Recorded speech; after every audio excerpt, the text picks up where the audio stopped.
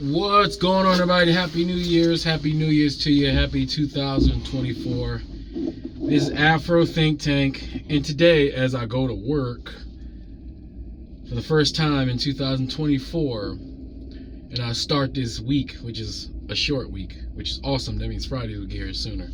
You know, I'm pondering what's going to be my first video of 2024, right? What am I going to talk about? How I'm going to set the energy, right? And I think I want to start it off by talking about something that I know no one ever talks about like this. It's an observation that I've made as I'm starting to see more Africans online. African people on the continent in various different countries are starting to, you know, display their art online. They're starting to dance. They're starting to participate in social media. And one thing I've come to the conclusion, that this whole idea of Black Americans being ghetto, like the whole idea of when Black people do certain things that is ghetto and it should be shunned, I'm starting to believe, well, I already know this, but I don't think the masses have even wrapped their head around this.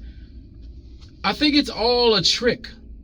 Like, there's no such thing as, well, all right, for argument's sake, I'm gonna say there's really no such thing as stereotypical ghetto Black culture.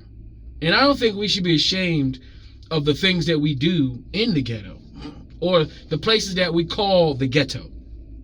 First of all, the ghetto is a European term or Indo-European term, right? Every society has the ghetto, right? And if you look at the ghetto, right, and the people from the ghetto, if you see any Vice documentary, if you see any documentary of marginalized people and their ghettos, or just people who are suffering in general in their ghettos, you would notice that they're very proud of the fact that they have a tight-knit community that's able to survive despite the government not putting resources in their communities to help them, right? And they figured it out. They figure it out, right?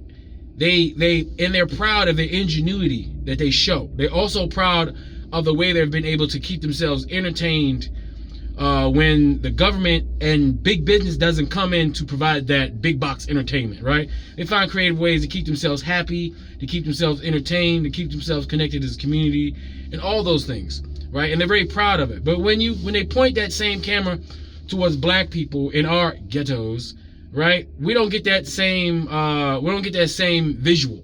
What we get is crazy, depraved, immoral vagabonds of society that should be shunned 24/7, and everything they do should be shunned, right?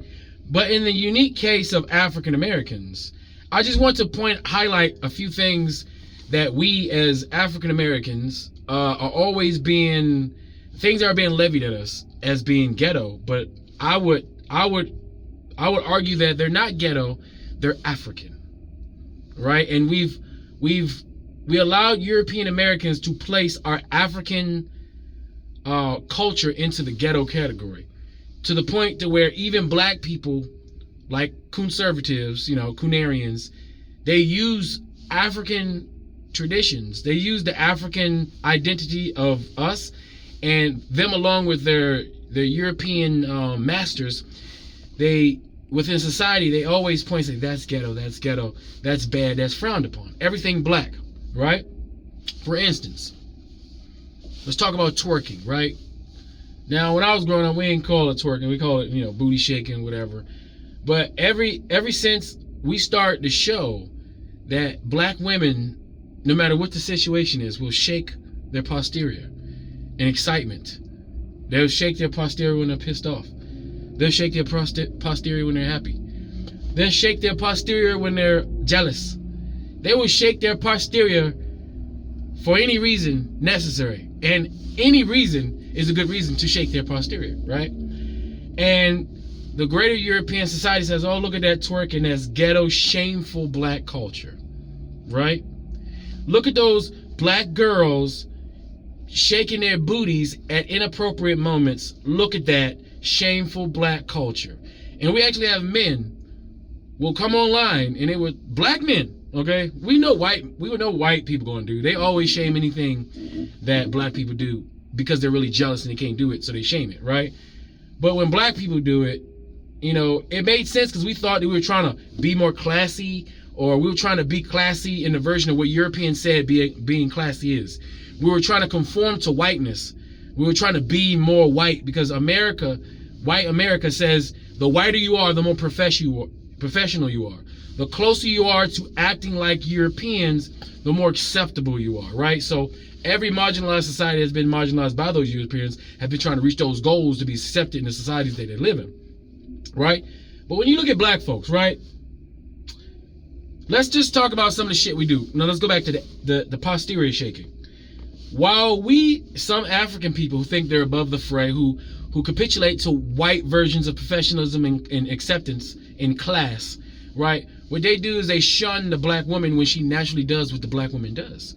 So while the black woman in America is ghetto and it looks bad, but when you turn on the camera and you see every single African culture who are now sharing their culture online, you see them doing those very same quote unquote ghetto twerking, booty shaking dances. Traditional African dances where they would shake their bum bums just as provocatively that the West would define it as we see it. Just as provocatively they would do that in Africa, getting on the knees, shaking each butt cheek, gyrating and rotating. And those African women, when they do it, they're proud of it because it's their African culture that they're expressing.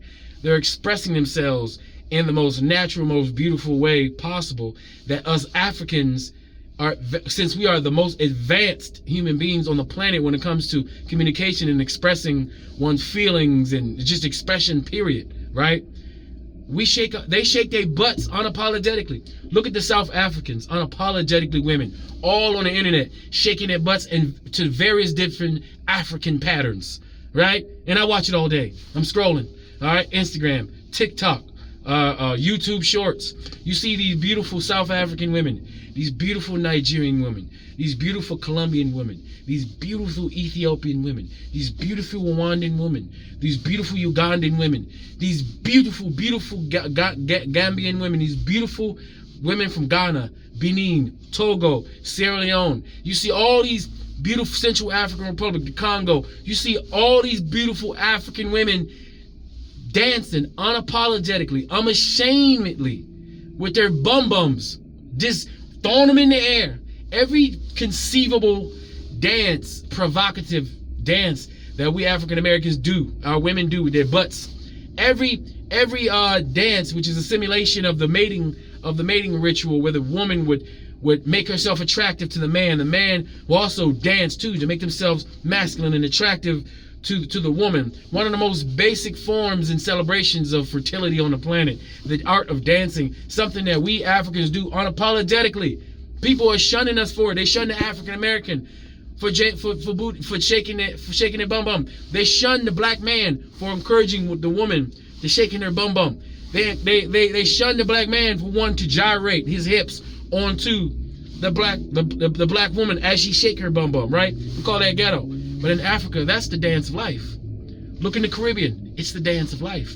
Look outside of Africa, outside of America, outside of the web, that's the dance of life. And black people unapologetically do the dance of life. They talk about how black women are ghetto because they put colors and they put weaves and they put extensions and they put all sorts of trinkets in their hair, and they don't care or worship or praise their natural hair.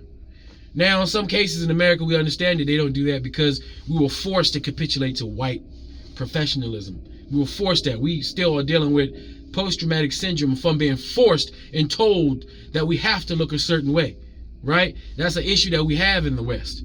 So a lot of our women are self-conscious about, do I be unapologetically black or do I succeed in this corporate world, which my people don't own, right?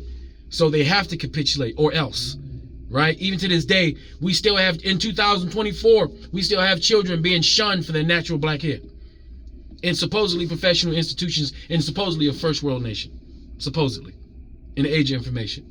In a country that's supposed to be intolerant. We're still dealing with that lack of tolerance with our own black natural hair. Right? So keep that in mind. But around the rest of the world, they celebrate their hair. Right? And I have to say, probably We might be one of the strongest in celebrating our hair. I'm not going to take that from us. But people shun our women for saying that they don't love their hair because they decorate their hair with various different colors. It could be green, orange, purple, red. We call that ghetto. But then when you look on the continent of Africa and we look in the Caribbean, where our gene pool is more pure because there's not as many European mixed with those people, they still got a lot of their African culture. They proudly wear various different colors of this world: green, orange, purple, yellow. You look at Africa, all our women are endowed with jewels and stuff in their hair, and they put extensions, they put colorful clays, they put colorful beads, they put other hairs from other animals in their hair. They've been doing this for thousands of years. So when Americans do it, it's ghetto, right? But when the Africans do it, we celebrate. White people, they send their cameras over there to Africa, right, to document these beautiful, colorful people, these tribes who wear the women. They endow themselves with all sorts of paints and colors to amplify their beauty, to display the mating call, the things that we in nature do naturally. We still do those things in an advanced way as human beings. Yet when African American women do it, they're ghetto. But the thing is, that thing that we call ghetto is really just African culture that we've been conditioned to oppress, right? They say, oh, African Americans loud and rude, right? We loud and rude. We don't know how to hush. We don't know how to temper our voices, right? They say the same thing about them Nigerians. They loud and rude, right? They say the same thing about Jamaicans. They loud and rude, right? But we're not rude. We're loud and boisterous, right? When you go to Africa, you notice that the people are loud. They project their wonderful, powerful, beautiful black African voices through the ether to communicate with each other. We do that unapologetically. We're loud. We don't have to hush. So, of course, of African Americans, we don't hush. We're loud and boisterous, just like we're supposed to be as Africans. African Americans, we don't particularly like to wear clothes, especially our women. We don't particularly like to wear clothes, right? Men, they don't particularly like to wear shirts. So you may see a depiction of an African American man with his shirt off, right? With his pants maybe slightly down. You know, it seems to be the style, right? But no shirt, unapologetically dreadlocks or cornrows. We'll make that depiction of the man. We'll make that man ghetto, because he displays his masculinity with his shirt off, bare-chested, no armor. Bare-chested, no armor. Right? That's ghetto, and that's bad, and that should be shunned upon. But when we look at Africa, look what our greatest warriors, look at our greatest societies, they also didn't wear shirts. They also probably displayed their black African powerful chests. They also didn't want to wear clothes. The men didn't wear clothes. They wore some jewelry, but they didn't wear clothes, just like our black African men here. They'll rock a necklace. They won't wear no shirt, though. They refuse to wear a shirt unless it's cold. You know, we don't do cold. But you know, every music video where you see some young man with his shirt off, and that's all he needs to display his masculinity with a little bit of gold, right? And then we look at Africa. What do our black men do? They show their masculinity. They don't need nothing but their chests and a little bit of jewelry, some gold. African cultural consistency all the way through. They say that the food that we eat, the soul food, they like to belittle our soul food by saying it's unhealthy, right? They say it's unhealthy, but they also make it seem like their food is healthy, but our food is unhealthy because our particular cultural food is unhealthy and we cook it unhealthy. But in actuality, the food that we eat has keeping our grandmama alive till she's about 90 years old and 100 years old. African Americans are known when able to eat and eat their own foods and be able to have their own agency when it comes to taking care of themselves and not being harassed by the European society. We're known for living long lives here in America. Unless we get sick because we're in an environment we don't belong, which is this. We don't get the vitamin D we supposed to get over here. We sweat too much because our bodies are meant to sweat in the sun. So we lose a lot of water and we dehydrate fast, and our blood pressure goes up. Because we're not in an environment to where our bodies can operate effectively, because we're not supposed to deal with these winters for these long periods of times, and we ain't really supposed to be wearing all these goddamn clothes, but we do because we live over here. So we have to deal with the consequences of being over here. That's just like white people when they got to go to places hot, they got to deal with the consequences of being in the sun, that's burning and dying and drying up. All right, same thing. I'm just saying there's a lot of things that we do as African Americans, that can be considered ghetto. That can be considered unbecoming of a civilized human being. But in actuality, it's actually cultural continuity. It's actually our African culture being personified over here. Everything popular and cool about America is African, if you think about it. Take every African aspect of culture out of America, what do you have? You have England. And there's nothing cool about England except for the black people that's there in England, making it cool.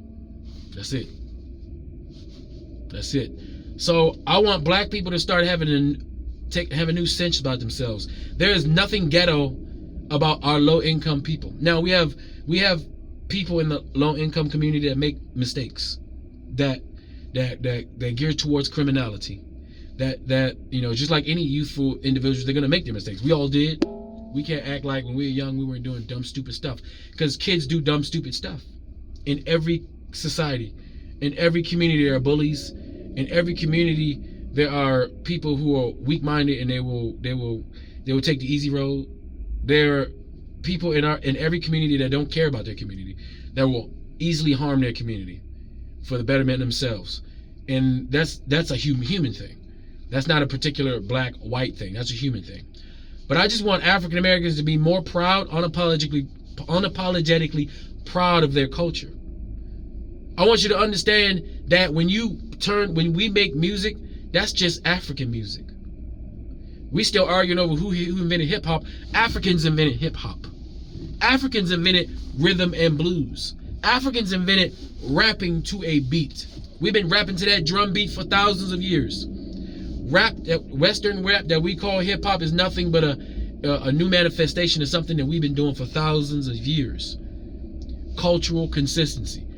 So what Africans been doing in America, eating our traditional soul food, which is African food, shaking our asses like Africans, dancing and dressing ourselves like Africans. Even the so-called ghetto names that we tried to come up, we were simply trying to come up with a non-European African-sounding name.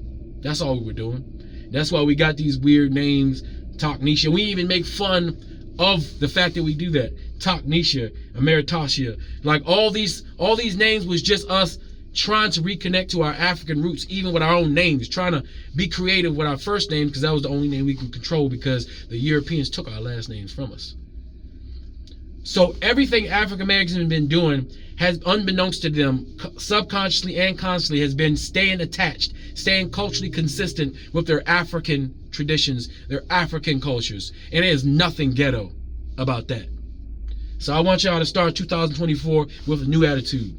That the things you see in our hoods and the way you see our young children acting is consistent with African culture. And all you have to do is turn on the internet and just look and see what the youth are doing, how they act, their mannerisms, their slang they're using in the air, how they sway their bodies, how they tell jokes, how they treat their women, how the men treat their men, how we battle back and forth sexually, how we battle back and forth with our young men and women trying to figure out who they want to be with and what's the standard, how our elders act, all right, how big mamas act, how grandpappy act, how uncle act. We are all culturally consistently the same.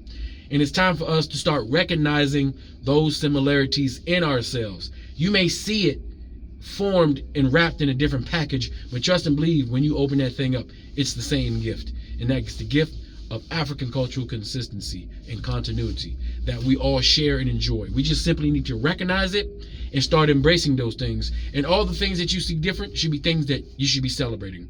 Would you like to eat a bowl of plain corn flakes that's uniformly the same every day for the rest of your life? Or would you rather have a Fruit Loops, a variety of different colors and flavors, a variety of different tastes that you can have a new experience every day when eating your cereal, if you get that allegory, all right? So we need to start embracing the subtle differences between our communities, the differences between the beautiful colors and patterns that we like to wear in various different cultures. We don't need to utilize our ego to say which African is better, because no African is better than any other African. No African is more premier than any other African. Just some Africans may be more prominent on the internet. Some Africans may be more prominent in music at this time. But all in all, we should be celebrating anytime we see any African from any walk of life succeeding in any field, period. Because when they win, we win. And we just have to start recognizing our culture and being more proud and stop letting these outside people tell us what's ghetto. Let's stop letting the outside people convince us that our African culture that we have in America, the African culture that our ancestors fought, bled, died for to maintain a semblance of, so that we can still wake up in the morning and have our women shaking their bums and be happy even though everybody else is miserable as shit. Look at everybody else. It don't matter, it could be the apocalypse. Black people are still gonna find a reason to celebrate life. And that's what we do. It's just that other people don't like when we celebrate life. Other people want, and some people, they want to celebrate life with us, and they don't understand why we don't want them to celebrate life. Some people, they don't want to know why we don't want to invite them to the cookout no more. Because we only have space for us. There's no space for anybody else at the cookout. Right now, there's only seats for Jamaicans, for Trinidadians, for African Americans, for Africans, for Afro-British, for Afro-Arabs. There's only space for Afro this and Afro that. That's it. We'll have to throw another cookout for them later. But right now, the cookout that we having is for us. And we need to celebrate us and be about us and learn about us and love the differences between us and recognize when you see us in us. You understand? Anyway, tell me what you guys think about this comment section. Let's start dropping these small misnomers of what is ghetto, and let's start putting it in its proper context and show this is not ghetto. This is African continuity, and we should be unapologetically proud of the things that we still do today that's African. That just shows how strong we are, despite the 200 years we were enslaved, whatever part you come from. Despite that, we still maintain our culture. They could never kill us. They could never take it away from us. They took a lot from us. They didn't take everything from us. And we should be proud of that. Anyway, tell me what you guys think in the comment section. This is Afro Think Tank. Learn something, teach something. I'm out.